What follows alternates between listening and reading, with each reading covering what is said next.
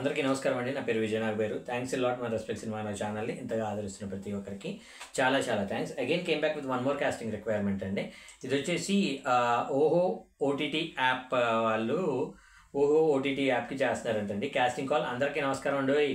త్వరలో మన సినిమా మనందరి ముందుగా రాబోతున్న ఓహో యాప్లో మొదలవుతున్న ఒక వెబ్ సిరీస్కి నటీనటులు కావాలను అని ఇచ్చారు. వీళ్ళకి హీరో కావాలంటే 22 నుండి 27 సంవత్సరాలలోపు వాళ్ళు, అలాగే హీరోయిన్ కావాలంటే 22 నుండి 26 సంవత్సరాలలోపు వాళ్ళు, అలాగే హీరో దోస్తులు కావాలంటే 22 నుండి 26 సంవత్సరాలలోపు వాళ్ళు, అలాగే హీరోయిన్ దోస్తులు కూడా కావాలంటే 22 నుండి 26 సంవత్సరాలలోపు వాళ్ళు.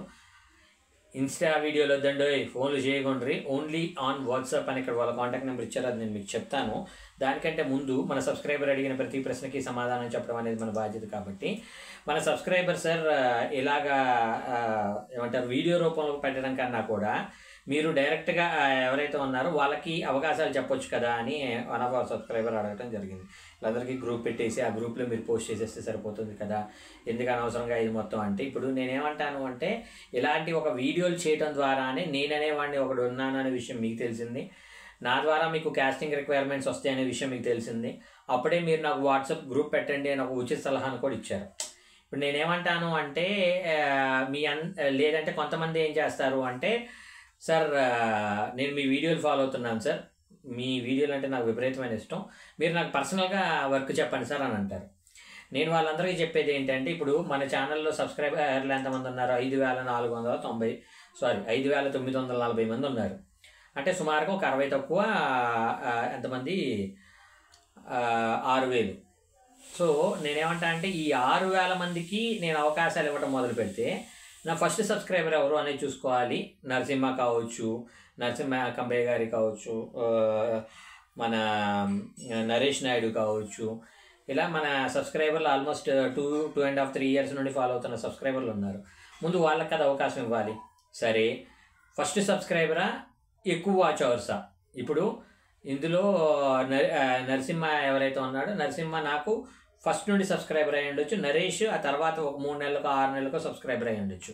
కానీ నరేష్ అనే ఒక వ్యక్తి నా వీడియోస్ ఎంతగా చూస్తున్నాడు, నన్ను ఎంతగా ఇది చేస్తున్నాడు, అడ్మైర్ చేస్తున్నాడు, సో నన్ను ఎంతగా పుష్ చేస్తున్నాడు, నా యూట్యూబ్ ఆల్గరిథం అనేది జనాల్లోకి వెళ్ళటం కోసం తను ఫుల్ ఎడ్జ్డ్ వీడియోలు చూస్తున్నాడా, లైకులు కొడుతున్నాడా, కామెంట్లోకి వెళ్ళి హైప్ కొడుతున్నాడా, ఈ మొత్తం చూసుకొని మీరు గమనించారో లేదో, ఇతను ఎక్కువ హైపులు కొట్టిన ఒక వ్యక్తి అని కూడా యూట్యూబ్ ఆల్గరిథం మనకు చూపిస్తుంది.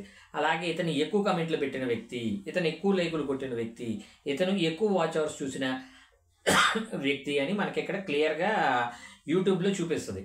సో అలాంటప్పుడు నేను అవకాశం ఇవ్వదలుచుకుంటే ఎవరికి అవకాశం ఇవ్వాలి? ఎక్కువ వాచ్ అవర్స్ ఉండి, ఎక్కువ కమెంట్స్ ఉండి, ఎక్కువ హైప్స్ ఉండి, ఎక్కువ లైకులు ఉండే ఒక వ్యక్తిని నేను తీసుకొని ముందు వాళ్ళకి అవకాశం ఇవ్వాలి.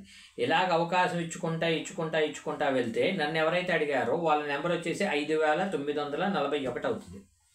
సో మీకు నేను అవకాశం ఇవ్వడానికి కనీసం 15-20 సంవత్సరాల టైం పట్టింది. అప్పటి వరకు మీరు వెయిట్ చేయగలనంటే వెయిట్ చేయండి, నాకే అభ్యంతరం లేదు.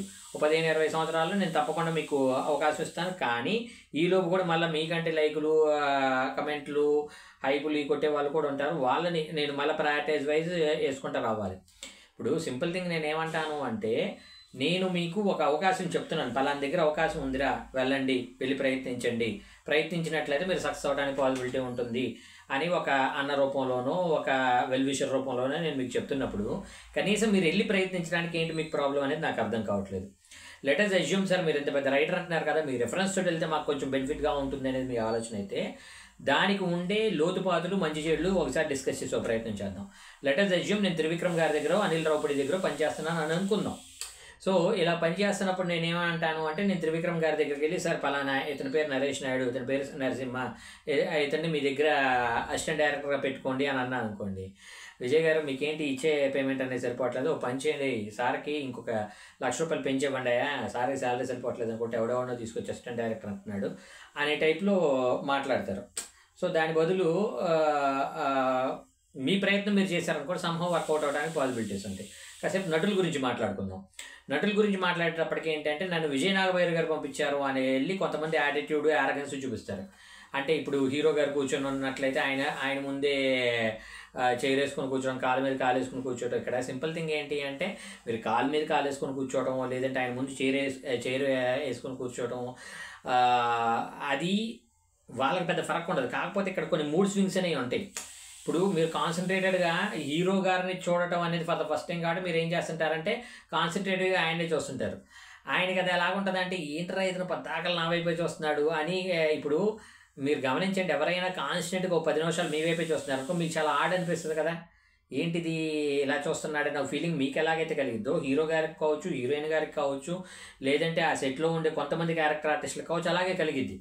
సో దానికి నేనేమంటాను అంటే ఇప్పుడు మిమ్మల్ని వచ్చి సార్ అలాగంటే చూడకండి, వాళ్ళు కొంచెం డిస్టర్బ్ ఫీల్ అవుతున్నారంటే నన్ను విజయ్ నాగబైర్ గారు పంపించారు అనే టైప్లో మీరు మాట్లాడారు అనుకోండి, ఇక్కడ మిమ్మల్ని ఏమనలేక నన్ను ఏమనలేక నెక్స్ట్ టైం ఉంటే నా ప్రాజెక్ట్ ఇవ్వడం మానేస్తారు.